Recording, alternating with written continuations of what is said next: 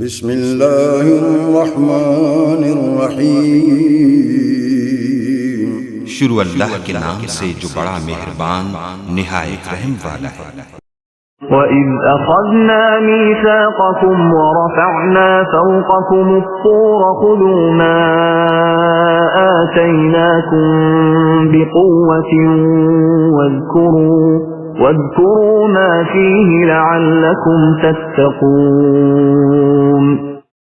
اور جب ہم نے تم سے وعدہ لیا اور تم پر طور پہاڑ لا کھڑا کر دیا اور کہا جو ہم نے تمہیں دیا ہے اسے مضبوطی سے تھام لو اور جو کچھ اس میں ہے اسے یاد کرو تاکہ تم بچ سکو۔ یاد کرو وہ وقت جب ہم نے طور کو تم پر اٹھا کر تم سے پختہ عہد لیا تھا اور کہا تھا۔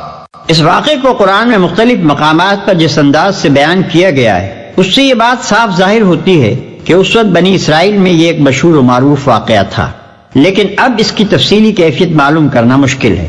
بس مجملاً یوں سمجھنا چاہیے کہ پہاڑ کے دامن میں میثاق لیتے وقت ایسی خوفناک صورتحال پیدا کر دی گئی تھی کہ ان کو ایسا معلوم ہوتا تھا گویا پہاڑ ان پر آ پڑے گا۔ ایسا ہی کچھ نقشہ سورہ اعراف آیت 171 میں کھینچا گیا ہے۔